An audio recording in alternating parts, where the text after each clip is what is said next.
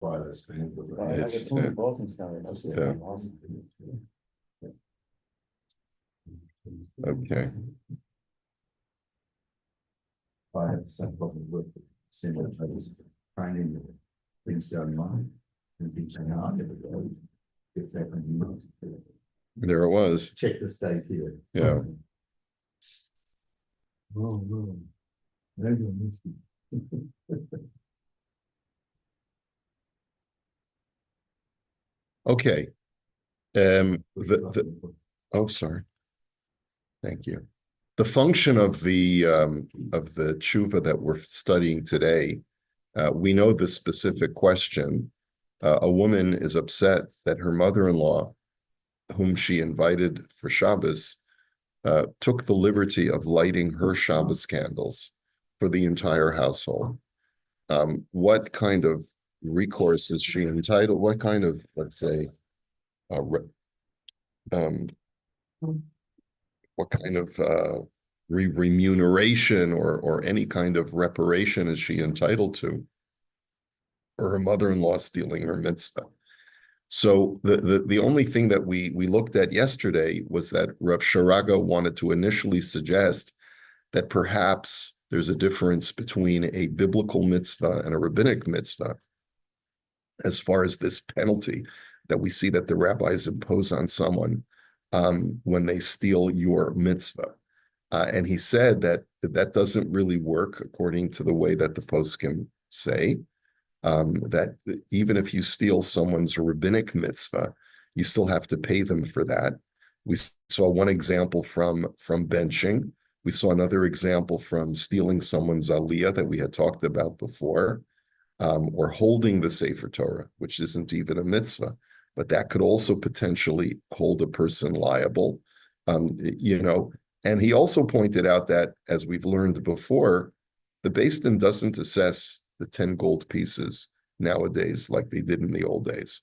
But he says, in Cain, lichaora gam b'mikra hazeh, afal pi shehitchatva rak mitzvah midarabanan, even though your mother-in-law, that dastardly mother-in-law, even though she only took away from you that rabbinic mitzvah, mikol makom chayeves l'shalim la alzeh.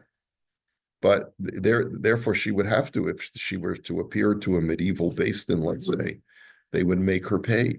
Avol b'mikra shalanu shehaisha ansa amen al birkas chamosa. Who had mentioned that? What's that? Was that Hal? Did you mention that yesterday? That she answered amen to her mother-in-law's bracha. Hine kasav hara shahayamaisa b'moyel.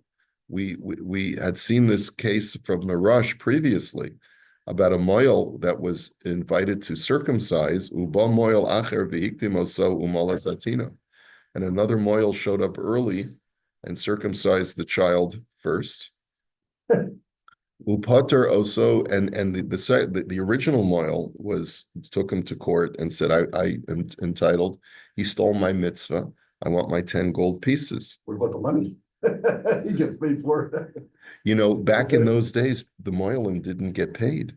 It was considered a privilege.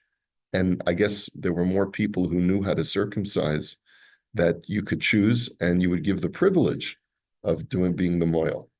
Now, of course, there was no issue of liability back then, and you had to choose a little bit more, but back in the day, you didn't pay the moyel. The moyel would often pay you for the privilege. Yeah. So upater also Rabbeinu Tam milashalei masara zeruvim. He says Rabbeinu Tam exempted the second moyel who jumped in from paying the 10 gold pieces, kevin shahamoyel shehuzman ana amen, because the original moyel answered amen to his bracha, v'kaimalan, and we have a tradition that gadol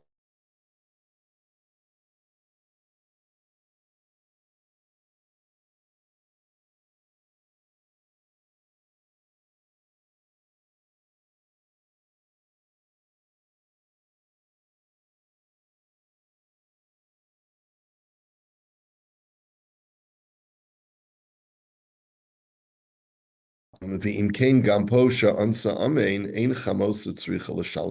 therefore, here too, where the daughter-in-law answered Amen, the mother-in-law does not have to compensate her for anything.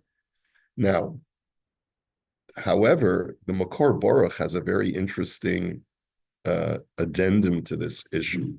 He says, what about Le'inyan Baal, Shechataf is mitzvahs hadlakas neros Shabbos me'ishta? What about a husband, who decides, I'm going to light the candles Friday night? Now, I could imagine a really good scenario. The husband says, honey, it's time to light candles in 3 minutes. And she says, I'm coming. And this has been going on for weeks, months, years, where she's always just frantic and crazy before Shabbos, never makes the 18 minutes, always goes past the 18 minutes. And he says, you know what? I'm going to teach her a lesson. He says, if you're not ready to light at the time that the bulletin says that Hadlakas Neros is, I'm going to light instead of you. And that's my right. And he does it to teach her a lesson. Now, we also know that the mitzvah of Hadlakat Nerot was specifically given to the Jewish woman. There are 3 mitzvahs that the Gemara identifies that were given specifically to the Jewish woman. What are they? Hello? Chala, yes, taking chala, nida, and Hadlakas Neros, right? And as a matter of fact, it's from this week's Parsha. Sarah had, the Medrash says that Sarah, because of her her strict observance of these 3 mitzvos, there was a blessing in the bread that she baked, and there was a cloud of purity that hovered over her tent, and there was a special light that emanated from her tent, right? So,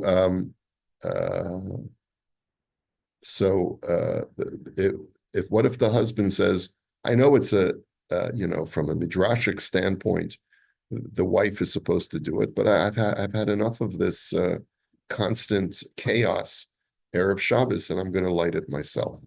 So Kosav Hayayvetz, Besifro Mishnah Lechem, Dekaven Shehaisha Kodemes Labal B'mitzvahs Hafrashas Chala, Haven Shehi Chayeves Ba'afiyas Hapas Labaila. He says, the Yavitz addresses this issue.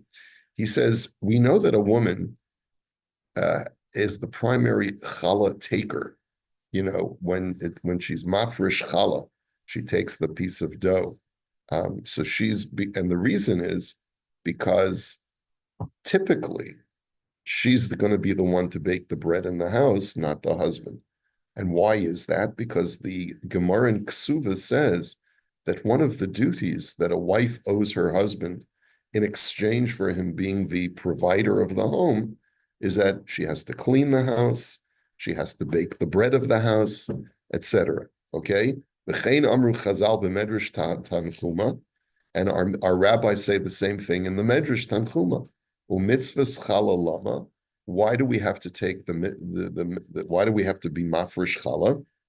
Lefisha Adam haya chalato shel olam, because Adam Harishon was considered to be the great tithe of the world, the great chala tithe, meaning that he was the choicest, special, uniquely designated creature of all of the other creatures of the world.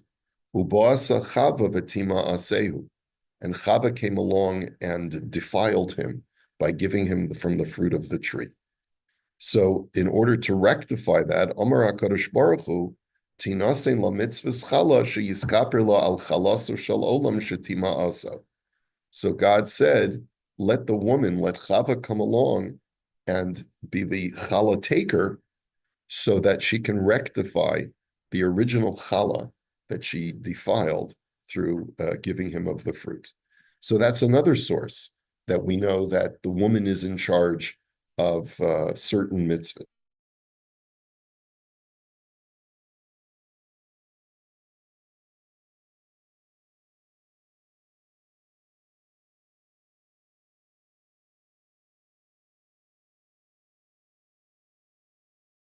What are the ramifications? That if a husband were to jump ahead of his wife and he would take the challah, instead of her, then he would have to compensate her 10 gold pieces.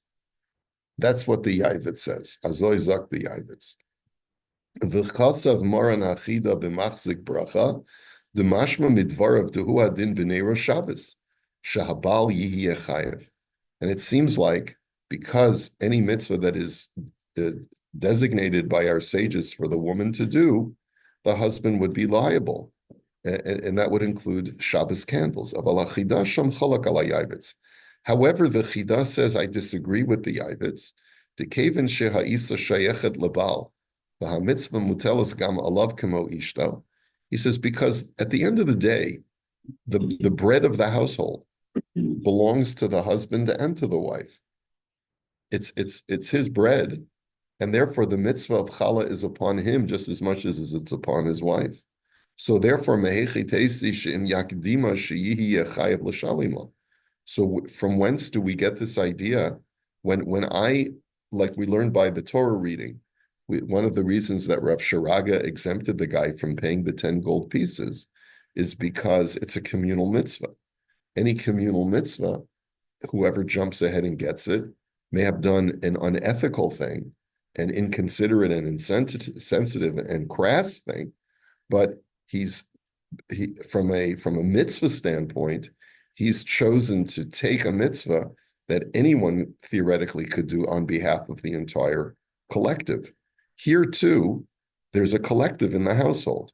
There's a designation of roles in the house that the husband goes to work, the wife bakes the challah, she bakes the bread.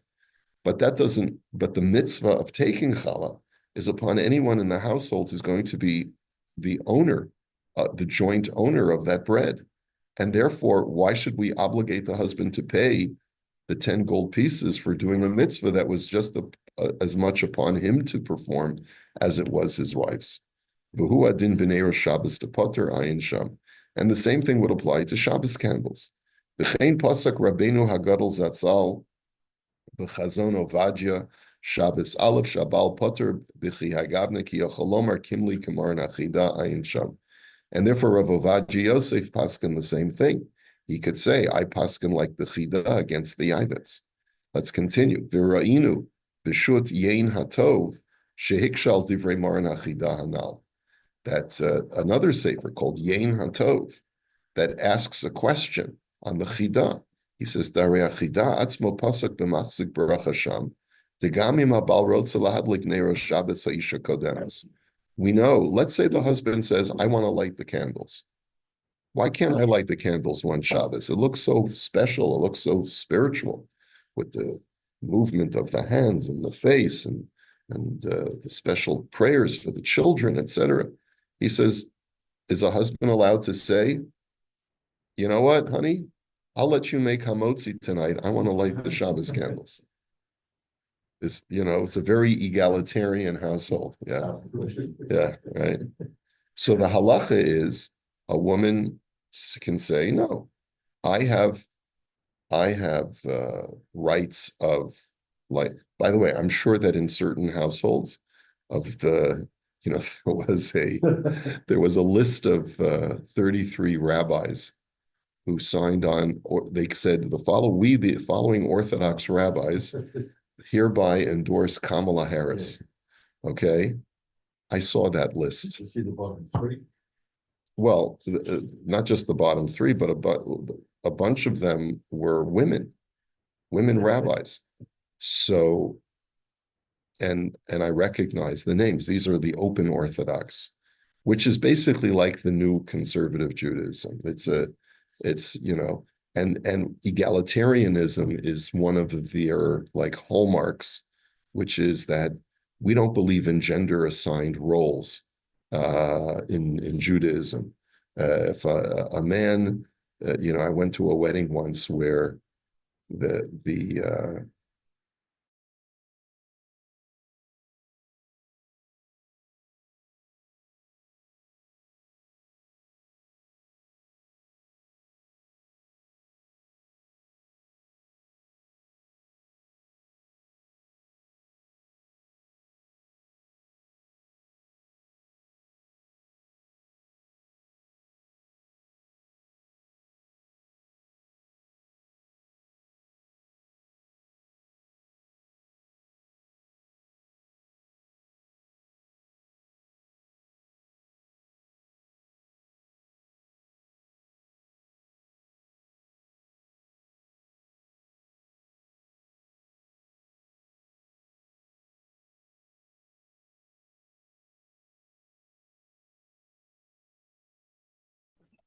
Wayne? Yeah. I Oh, think it's he not cut, just me? no, I think he cut out the good part. I lost you. I lost you for a second. Sorry, guys. Oh my God, it was right at the best part. I went to a wedding once. Any chance for repetition on it? No, so I don't know where I cut out, but I was just talking about, this open Orthodox where, I was giving an example. I was at a wedding where the couple wanted to be as open as possible, so as egalitarian as possible. So if he was going to veil her at the badekin, she had to put something on him. So she had the chuppah, the kittel with her. So she put the kittel on him after he put the veil on her. And she walked around him 7 times, and then he walked around her 7 times under the chuppah. Everything was like tit for tat. Yeah. Yeah, anyway. So Both the candles. so Hal is asking, well, why can't they both light the candles? I guess the answer is that usually when a mitzvah is designated for one person to do it on behalf of others, having multiple people do it is like problematic. Like, for example, if you get called up to the Torah, it's not like you can bring up your son with you and say, I'll read the first part, I'll say the first bracha, and then you say the second bracha.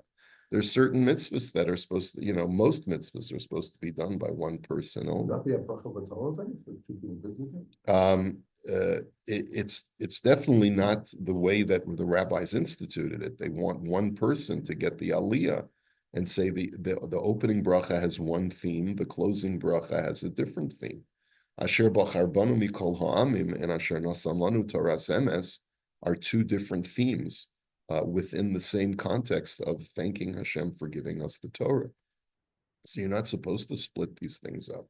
Anyway, so where are we in this? He says, we know that a woman has a right to say to her husband, no, the mitzvah of you make Kiddush, the mitzvah of Kiddush is yours, and the mitzvah of lighting candles is mine, Now, is it true that it's permissible for a woman to make Kiddush for the household?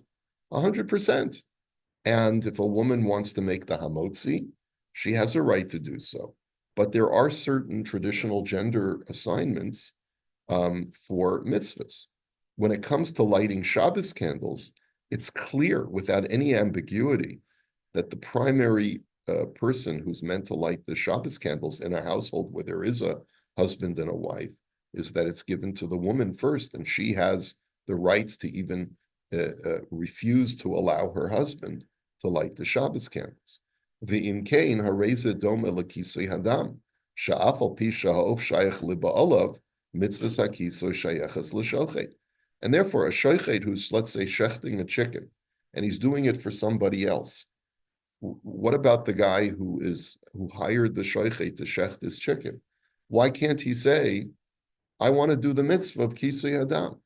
The answer is no. Even if it's your chicken and you're paying the shochet to shecht it, you can be forced to pay him 10 gold pieces if you chap his mitzvah, because the mitzvah is given to the shochet.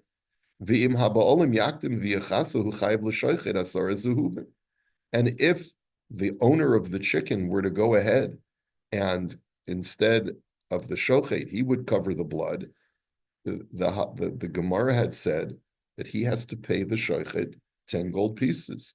V'imkein hu hadin kan shahagam shahanero shayachim labal mikol makom kevin shehi kodemes b'mitzvah im habal yachdaf los mitzvah.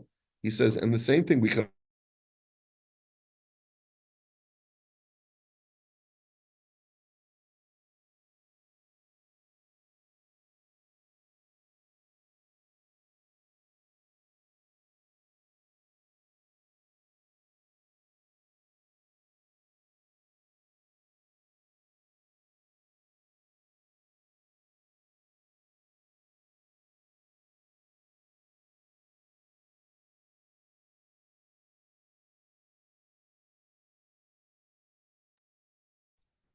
Are you still there, Shmuel? I'm here. Not so sure about the rabbi. Sorry, guys. Sorry about everybody. Can you hear me again? Yep, Yeah, we're we back can on. Sorry about that. If it happens again, we may need to use the wire. But we're almost done with the shear. He says, let me just make sure everyone's still with me.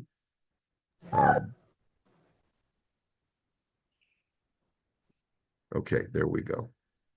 Amnam nira lechalek the bekisei hadam hamitzvah mutelas meikara daf galashoid. He says, I do believe, however, says the Makor Baruch, that there is a distinction between Shabbos candles and the mitzvah of kisei hadam.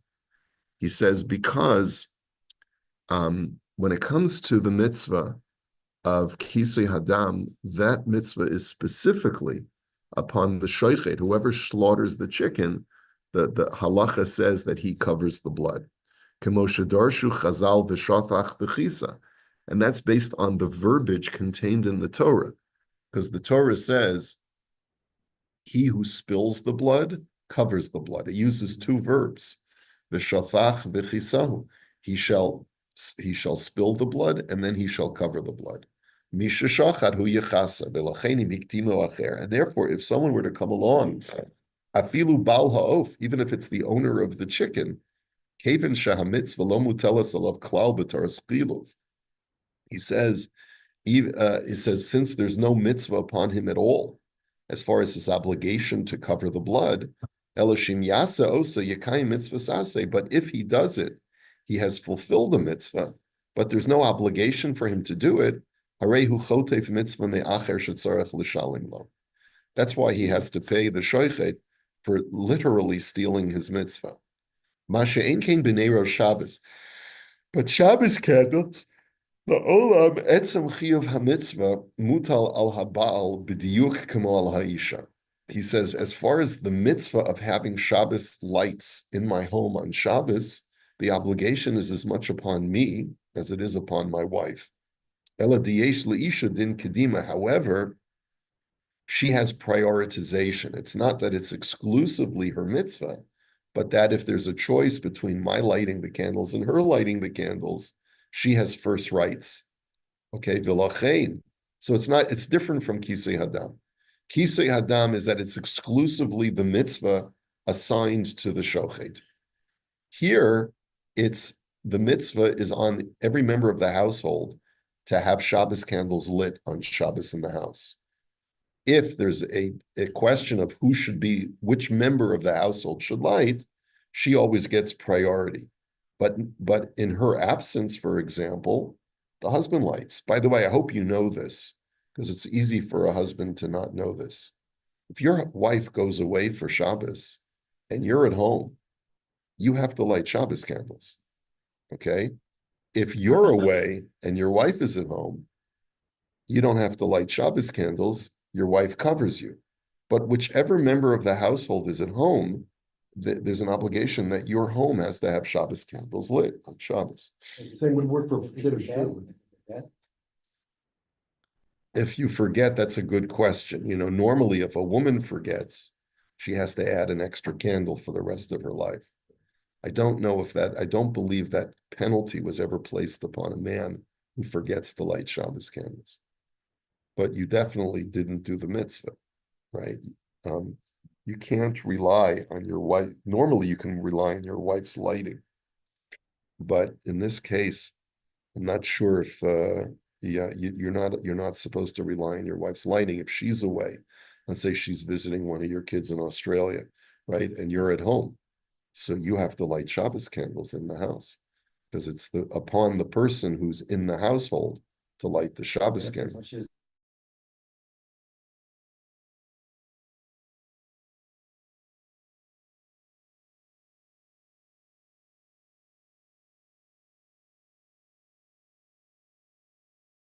To apply to Kiddush. So if you're away, she's obligated to say Kiddush. Oh, of course she's obligated to say Kiddush. Yeah. No, but I'm saying it's not a household mitzvah Kiddush. If she forgets, she doesn't have to keep the dishes. Right. Yeah. Right. She doesn't have to add extra wine the following Shabbos. Yeah. Right.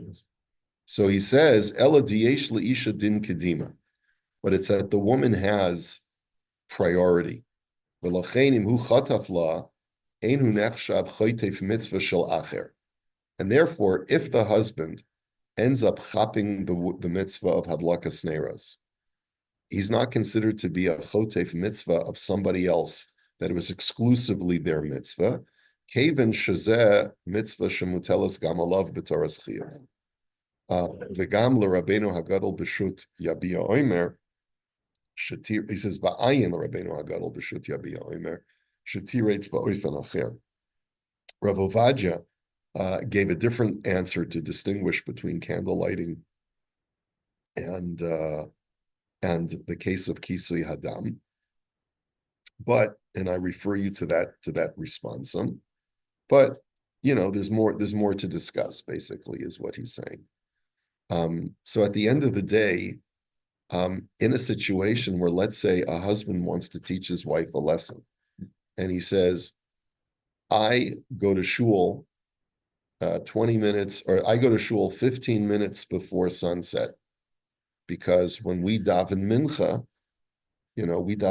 let's say 10 minutes before sunset. It's a 5-minute walk to shul. I expect for the candles to be lit 18 minutes before sunset, as is the custom of our community.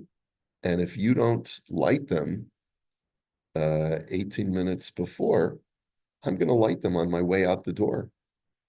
And she says, you can't do that. It's my mitzvah, as she's yelling from the shower, right?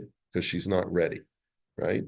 So in that kind of case and by the way, this has definitely occurred. I'm not just conjecturing, where there's two different ways of, sometimes couples have conflicts over organization issues. It's not so hard to hear, where one spouse is much more put together as far as scheduling and organization, and the other spouse is a bit of a scatterbrain, just does things much more haphazardly. And you learn how to maneuver, you learn how to compromise over the course of a marriage, if the marriage survives that kind of conflict.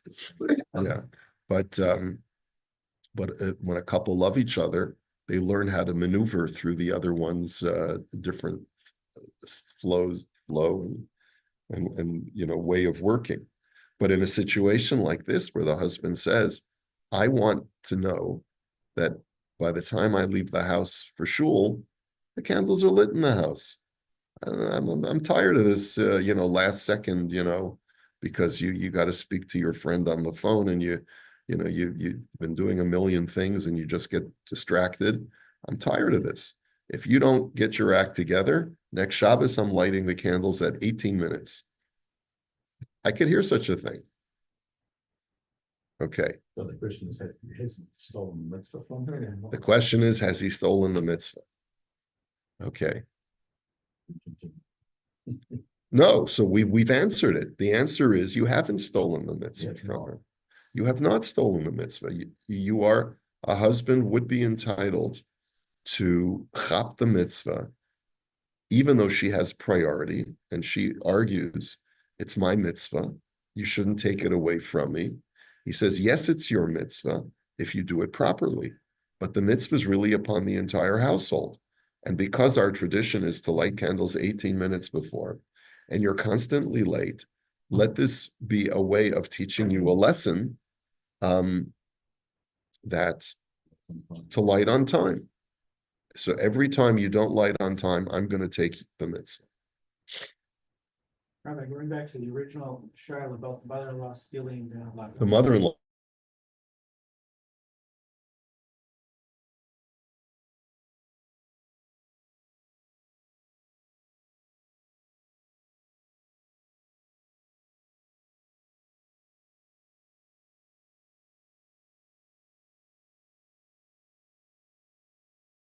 herself, and she refuses to say amen. Now, does she have to pay the money? No, because she had an obligation to answer amen. She had an obligation to answer. You have to answer amen to someone else's bracha. You can't not answer amen out of spite. The only case that I know of where you're not supposed to answer amen to someone else's bracha is if a person is committing an absolute avera by doing that. So for example, let's say a person decides that he's going to take the Amud against the wishes, as the Shliach Tzibor, against the wishes of the Gaboim and the leadership of the Shul. The Gaboim have given the Shliach Tzibor rights to Ruvain, and Shimon gets up and says, no, my wife has yortzeit and I'm going to daven. And Ruvain says, but I have yortzeit. And because I have yortzeit, I take priority over the fact that your wife has yortzeit.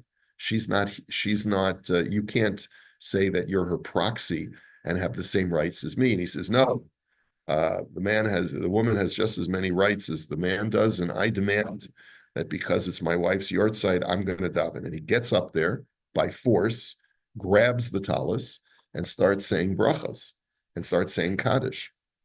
There, the halacha is you're not supposed to answer amen, because he's acted against the wishes of the tzibur. More to discuss on that. We'll talk more. Have a great